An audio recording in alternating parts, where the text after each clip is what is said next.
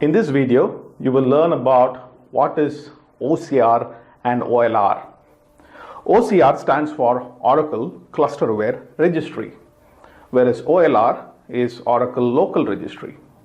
First, let's understand that a cluster is going to have a bunch of resources to be managed across the nodes. So what are these resources that are to run? For example, ASM instances, scan, listeners, databases and their instances. Or you can bring in your own applications to be made available highly, and you can create VIPs for them. So there are a lot of resources that have to be managed by the clusterware across the available nodes in the cluster. This OCR file can be kept in a shared file system, or it can also be kept inside ASM since 11G release 2. If it is going to sit inside ASM, remember, ASM is one of the resources that the clusterware is going to bring up. So when a node starts, how will it know the contents of the OCR file?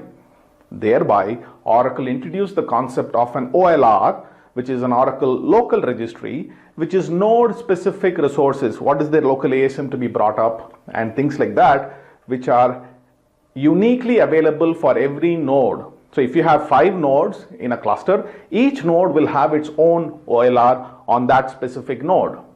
Whereas the OCR is a common resource. It's a single file kept in the shared file system, which is shared by all nodes. Of course, you can have multiple copies of the OCR to be managed. That's not an issue. Now, when the first node in the clusterware starts, it will anyway read the OLR to identify what are the local resources to be brought up, and then it accesses the OCR and becomes the owner of the OCR, or it is otherwise called as the OCR master. Thereafter, any other node that comes up does read the OCR, but it will not update. Whichever was the first node that came up will still be having control to write to it, which means if you make any changes to any resource from any other node, then they will communicate to the master node. Remember, it's not a whole master node, it is just the master as far as the OCR is concerned. And the OCR master node will write it to the OCR file. Now, what if the OCR master node is shut down or it crashes? Then one of the surviving nodes will become the new OCR master.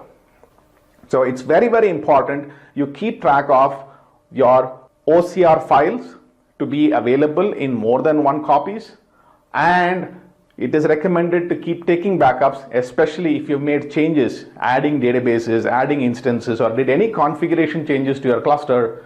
Please do have a backup of your OCR. This OCR, not only does it contain what are the resources that are to be managed, it also knows what is the intended state. For example, you go and start a database instance, then the intended state goes to open, but it might still be starting it up, or it has already started and it is crashed.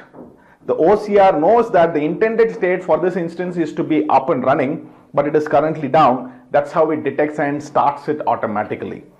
Not only does it know the intended state, it also knows which is the node on which it should be present, because I can't randomly put things in wherever I want them to run. So in which node, what resource is expected to be in what state?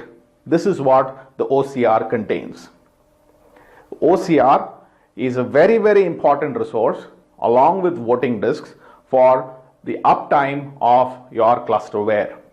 We will look at more about how the cluster works in future videos.